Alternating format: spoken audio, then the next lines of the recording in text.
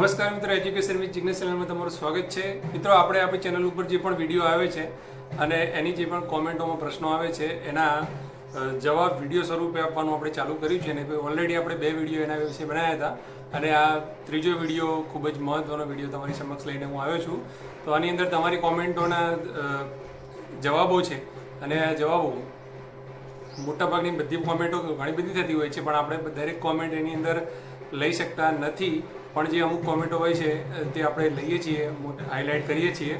તો એવી કોમેન્ટો જે છે એ તમારી કોમેન્ટ એની અંદર છે કે નહીં, તમારો જવાબ આવ્યો છે કે નહીં, અને આ પર જે કંઈ પણ મુદ્દા જે છે ચર્ચા આ વિડીયોમાં થાય છે એમાં તમને પણ લાગુ પડતા હોઈ શકે છે, તમને પણ એમાં માહિતી મળી શકે છે. તો આ વિડીયોને તમે અંત સુધી જોજો અને લાઈક, શેર અને સબસ્ક્રાઈબ જરૂર કરજો આપણી ચેનલને. સૌથી પહેલાં આપણે જોઈએ પ્રશ્ન પહેલો. પ્રકાશવાળા લખે છે કે સર, મારે ટેટ 1માં 89 માર્ક છે, એસસી કેટેગરી 67.99નું મેરિટ બને તો જનરલમાં મળી શકે, ઉંમર 33 વર્ષ છે, મારો વારો આવી શકે. તો સૌથી પહેલાં તો 67.99નું મેરિટ જે છે તમારે ટેટ 1માં છે આ વખતે, એટલે તમારું વારો તો આવી જાય એમ છે. પણ તમે એમ કહો છો કે જનરલમાં, તો જનરલમાં તમારો વારો નહીં આવે, કેમ કે તમારે 89 માર્ક્સ છે. તો તમારો જો 1 માર્ક્સ વધારો હોત, તમારે 90 માર્ક્સ હોત, તો તમે જનરલમાં આરામથી લઈ શકત, કેમ કે એનો ક્રાઇટેરિયા હોય છે 90 માર્ક્સ હોવા જોઈએ જનરલમાં લેવા માટે. ટેટ 1 હોય કે ટેટ 2, ઉંમરનો ક્રાઇટેરિયા પછી આવે છે. આશા રાખું છું તમને પ્રશ્નનો જવાબ મળી ગયો છે. આગળનો પ્રશ્ન જોઈએ. ધ્વનિ પરમાર લખે છે કે ટેટ 1માં એસસી ફિમેલ 67.24 છે, તો ચાન્સ ખરો? હવે ટેટ 1માં 67.24 આમ જોવા જઈએ તો ચાન્સ પૂરેપૂરો છે, જે પ્રમાણે જગ્યાઓ છે એ પ્રમાણે. પણ એસસી કેટેગરીની જગ્યાઓ કેટલી આવે છે એ ખબર પડશે પછી જ ચોક્કસથી કહી શકાશે. દાખલા તરીકે કોઈ ભરતીમાં એવું થતું હોય છે કે અમુક કેટેગરીની જગ્યાઓ એકદમ લો થઈ જતી હોય છે, ઘણી બધી ઓછી રોસ્ટર પ્રમાણે આવી જતી હોય છે, તો પ્રોબ્લેમ થતો હોય છે. બાકી તમે ફિમેલ કેટેગરીમાંથી બિલોંગ કરો છો અને 67 પોઈન્ટ ઉપર સમથિંગ તમારું મેરિટ છે, તો તમારે ચિંતા કરવાની કોઈ જરૂર નથી, તમારો નંબર આવી જશે. ત્યારબાદ જોઈએ આપણે. ભાવાર્થ પારેખ લખે છે કે ઓબીસી કેટેગરીમાં 66.82 મેરિટ થાય છે, મેથ સાયન્સમાં ફિમેલ કેન્ડિડેટ છે, તો મેળ આવી શકશે વિદ્યા સહાયકમાં? તો વિદ્યા સહાયકમાં મેથ સાયન્સ 66.82 મેરિટ, સોરી માફ કરજો, પણ આ વખતે તમારો નંબર નહીં આવે, કેમ કે મેથ સાયન્સ જે રહ્યું એનું મેરિટ જે રહ્યું ખૂબ જ ઊંચું છે, કારણ કે એના વિદ્યા સહાયકમાં ઘણા બધા ઉમેદવારો છે. ચાલો સમજીએ કે 9 થી 12માં પણ જશે, તો 9 થી 12માં પણ ઉમેદવારો જશે, તો પણ આટલું નીચું તો વિદ્યા સહાયકનું મેરિટ નહીં જાય. પછી ખબર નહીં કોઈ ચમત્કાર થઈ જાય તો. ત્યારબાદ આપણે વાત કરીએ. માલધારી કરીને કોઈ કોમેન્ટ છે, એમાં લખે છે કે કેટેગરીમાં મહિલા અને પુરુષ જગ્યા અલગ આવશે, 1 થી 8માં સર જવાબ આપજો. તો કેટેગરીમાં મહિલા અને પુરુષની જગ્યાઓની જે વાત છે, તો જે પણ માગણા પત્રક આપણે આવે છે અને જગ્યાઓની પત્રક જે દર્શાવતું હોય છે એની અંદર કેવું હોય છે કે ભાઈ જિલ્લો દર્શાવ્યો હોય કે આ જિલ્લો છે, એક બાજુ દાખલા કે જિલ્લાની અંદર કેટેગરીમાં અલગ અલગ કેટેગરીમાં કેટલી જગ્યાઓ, દાખલા તરીકે મહેસાણા જિલ્લો છે એની અંદર 20 જગ્યા બતાવી છે, તો 20 જગ્યા છે એમાંથી 6 કે 7 જનરલ માટે છે. પછી કેટેગરીમાં દાખલા તરીકે ઓબીસી કેટેગરીની 5 જગ્યાઓ છે. હવે 5 જગ્યાઓમાંથી ફિમેલથી કેટલી 2 જગ્યાઓ ભરવાની છે, તો એ સાઈડમાં બતાવ્યું હશે કે 5 જગ્યાઓ પછી મહિલાઓની 2 જગ્યાઓ ફરજિયાત ભરવાની થાય છે, બરાબર છે. તો એ પ્રમાણેનું હોય છે. જિલ્લા વાઇઝ પણ મહિલા કે અનામત અલગથી બતાવવામાં આવે છે અને જે તે પર્ટિક્યુલર કેટેગરી વાઇઝ પણ મહિલા અનામત બતાવવામાં આવે છે અને એ પ્રમાણે જગ્યાઓ ભરાતી હોય છે. ત્યારબાદ ઠાકર ફાલ્ગુની કરીને છે કોમેન્ટ છે, સર તબક્કા કેટલા સમય આવે છે, પહેલા પછી બીજો તબક્કો વચ્ચે કેટલો સમય હોય છે? તો જિલ્લા પસંદગીના તબક્કાની વાત છે અમને. તો સામાન્ય રીતે એવું હોય છે કે જ્યારે પણ જિલ્લા પસંદગી ચાલુ થતી હોય છે ત્યારે પહેલો તબક્કો જ્યારે આવે છે જનરલનો આવતો હોય છે અને એની અંદર કોલ લેટર ડાઉનલોડ કરવાની જે સૂચનાઓ હોય છે, પછી એ પહેલો તબક્કો એની તારીખો આપેલી હોય છે, એ પૂરો થાય પછી એવું નક્કી નથી હોતી પર્ટિક્યુલર કે આટલા દિવસો પછી જ આવે, પણ એ લોકોનું જે કામ હોય છે એ કામ એ લોકો પૂરું કરી અને જે પણ અપડેટ કરવાનું હોય, જે પણ મેરિટ નંબર ગેરહાજર નંબર હોય બધા અપડેટ કરીને કરવાનું હોય છે. તો 2 દિવસ પછી પણ આવે, 3 દિવસ પછી પણ આવે, 5 દિવસ પણ થઈ જતા હોય છે અને અઠવાડિયું પણ થઈ જતું હોય છે. એટલે એમાં કંઈ ટાઈમ નક્કી એવો હોતો નથી, પણ મેક્સિમમ 7 દિવસની અંદર કે આસપાસ આવી જતો હોય છે. ત્યારબાદ કિરીટભાઈ ચૌધરી લખે છે કે 1 થી 5માં જગ્યા વધારો થશે સર, તમને શું લાગે છે?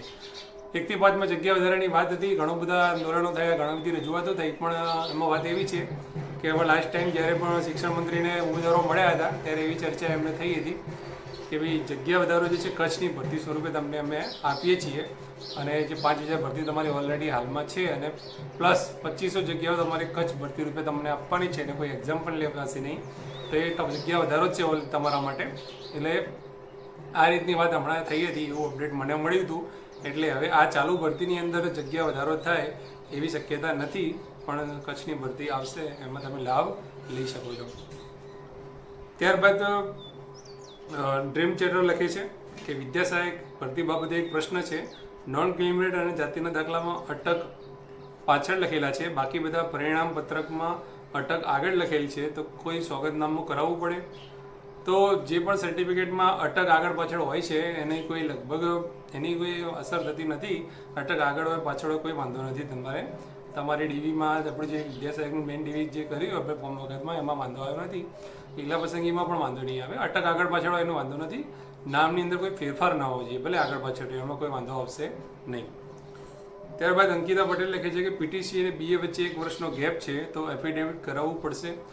તો આવું કોઈ ડિગ્રીની વચ્ચે ગેપ હોય તો એની એફિડેવિટની હવે કોઈ જરૂર પડતી નથી, તો એનો કોઈ વાંધો નથી. જ્યારે આપણે વેરિફિકેશન ડોક્યુમેન્ટનું કરાવ્યું ત્યારે પણ એની જરૂર નથી પડી. જિલ્લા પસંદગી વખતે પણ આવું કોઈ ડોક્યુમેન્ટનું જે ગેપિંગનું સોગંદનામું છે એ કંઈ રજૂ કરવાનું નથી. સોગંદનામું એ કિસ્સામાં તમારે રજૂ કરવાનું છે કે તમારે નામની અંદર કોઈ ભૂલ હોય, બરાબર છે ને, કોઈ એ જોડણીની ભૂલ થઈ હોય, સ્પેલિંગ મિસ્ટેક હોય, બરાબર છે, તમે કોઈ ચેન્જ કરાવ્યું હોય, બરાબર, મેરેજને લગતો કોઈ પ્રશ્ન હોય તો તમારે સોગંદનામું કરાવવું પડે છે. બાકી આની અંદર સોગંદનામું કરાવવાની જરૂર છે નહીં.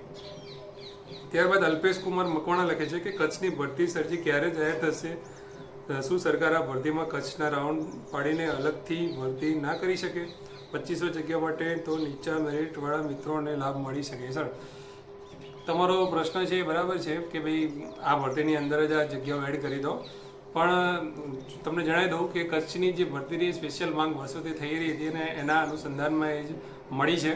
એટલે કચ્છની ભરતી માટે જે નિયમો જે છે એ અલગથી બની રહ્યા છે, અને એ નિયમો જે રહ્યા એક ફક્ત કચ્છ જિલ્લાના વિદ્યા સહાયકોને જે નવા છે એમને જ લાગુ પડશે, હવે બીજા લોકોને લાગુ નહીં પડે. હવે શું છે કે આ ભરતીની અંદર સામેલ કરે તો શું છે કે એ નિયમો બધાને લાગુ કરવા પડે, બરાબર ને?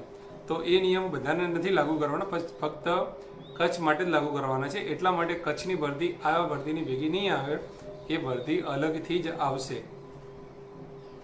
ત્યારબાદ વાત કરીએ, તારાબી સિંહ કરીને કોઈ છે એને લખ્યું છે કે સર ફાધરનું એલસી અને મેરિટ સર્ટિફિકેટ ટેટ ટુ જિલ્લા પસંદગી વખતે જોઈએ. મેલ માટે જનરલ 98 નંબર છે બટ એજ 37 છે, જનરલ રાઉન્ડમાં કેટેગરીમાં લેવા માટે. તો ફાધરનું એલસી કે મેરિટ સર્ટિફિકેટ જિલ્લા પસંદગી વખતે કોઈ જોતું નથી. જ્યારે આપણને નોકરી મળી જતી હોય છે અને આપણે જોબ ઉપર ગયા પછી જે કાસ્ટ વેરિફિકેશન જે થતું હોય છે એ ટાઈમમાં તમારે ફાધરના એલસીની જરૂર પડશે. હાલમાં તો તમે જે ડોક્યુમેન્ટ વેરિફિકેશન સમયે ફોર્મ ભરતી વખતે જે પણ ડોક્યુમેન્ટ હતા એ જ ડોક્યુમેન્ટ જિલ્લા પસંદગી વખતે લઈ જવાના રહેશે.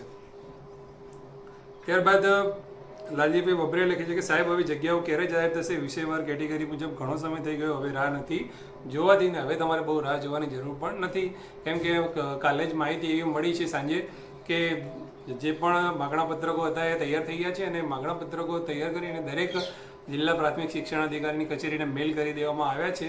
વિષયવાર અને કેટેગરી વાઇઝ બધી જ જગ્યાઓ નક્કી થઈ ગઈ છે. ટૂંક જ સમયમાં હવે પોર્ટલ પર અપલોડ થાય એટલી આપણે રાહ છે. હવે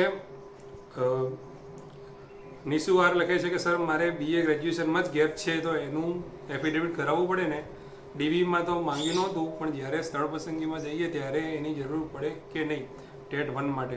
તો ના, હવે મેં અગાઉ પણ જે વાત કરી એવી રીતે તો બીએ પણ ગ્રેજ્યુએશનમાં એવું કોઈ ગેપની હાલ કોઈ સર્ટિફિકેટની એવી જરૂર નથી, ગેપનું સોગંદનામાની કોઈ જરૂર પડવાની નથી. તો આપણા જે વિડીયો જે છે તમને આપણે કહ્યું કે ભાઈ જેટલા પણ પ્રશ્નો મોટાભાગના લેવાના થતા હતા એટલા આપણે લીધા છે, વધારે લઈએ તો વિડીયો બહુ લાંબો બની જાય છે. અને વિડીયો તમને સારો લાગે તો દરેક મિત્રો લાઇક કરવાનું ભૂલતા નહીં. લાઇક કરવાનું તમે લોકો ભૂલી જાઓ છો. લાઇકની સાથે સાથે શેર કરો, સબસ્ક્રાઈબ કરો અને સરસ મજાની કોમેન્ટ પણ કરો. જો તમને વિડીયો ગમે છે, તમને માહિતી ગમે છે તો તમે કોમેન્ટ એવી કરી શકો છો. જેવી રીતે અહીંયા તમે જોઈ શકો છો સારી એવી કોમેન્ટો જે લોકો કરે છે. એમનો એજ્યુકેશન વિથ જિગ્નેશ ચેનલ ખૂબ ખૂબ આભાર માને છે. પ્રજ્ઞેશભાઈ પરમાર લખે છે કે ખૂબ ખૂબ આભાર સાહેબ, અમારા પ્રશ્નનો ખૂબ જ ઊંડાણપૂર્વક તથા તર્ક સાથે અમને ખૂબ સારો જવાબ આપવો તમારા તરફથી મળ્યો છે. તો પ્રજ્ઞેશભાઈ તમારો પણ આભાર સરસ મજાની કોમેન્ટ કરવા માટે. ત્યારબાદ સુરેશભાઈ પણ લખે છે કે ગુડ સર, તો સરસ કોમેન્ટ કરવા માટે સુરેશભાઈ તમારો પણ આભાર છે. પરમાર આરોહીબેન લખે છે થેન્ક યુ સર રિપ્લાય આપવા બદલ. હા, રિપ્લાય હું આપું જ છું, દરેકના મોટા ભાગે મેક્સિમમ રિપ્લાય હું આપું જ છું. સરસ, થેન્ક યુ તમારો પણ કોમેન્ટ કરવા માટે. દિશાબેન રાવલ લખે છે કે મારા પ્રશ્નોને યોગ્ય જવાબ આપવા બદલ આભાર. તો હું પણ દરેક પ્રશ્નોને યોગ્ય જવાબ આપવા માટે એમ મોટા ભાગે પ્રયત્ન કરતો જ હોઉં છું. તો તમારો પણ આભાર કોમેન્ટ કરવા માટે. અને લાસ્ટમાં વૈશાલીબેન લખે છે કે thank you so much sir, તમે જે કામ કરો છો, વર્ક કરો છો એના માટે. તો આ બેનની કોમેન્ટ દરેક વિડીયોમાં આવતી હોય છે. તો દરેક પણ જેટલા પણ લોકોએ કોમેન્ટ કરે છે, વિડીયોને લાઇક કરે છે, શેર કરે છે, તમામનો ખૂબ ખૂબ આભાર માનું છું એજ્યુકેશન વિથ જિગ્નેશ વતી. અને આ વિડીયોના અંતમાં પણ તમે તમારા પ્રશ્નો કોમેન્ટ કરજો. અને આવી જગ્યાઓ નજીકના સમયમાં ખૂબ જ આવી જવાની છે. તો કોઈ પણ તમારો પ્રશ્ન હોય તો કોમેન્ટ કરજો. આપણે આવતા વિડીયોમાં જરૂરથી લઈશું. વિડીયો કેવો લાગ્યો તમને કોમેન્ટમાં જરૂરથી જણાવજો. અને લાઇક શેર અને સબસ્ક્રાઈબ કરવાનું ભૂલતા નહીં. Thank you.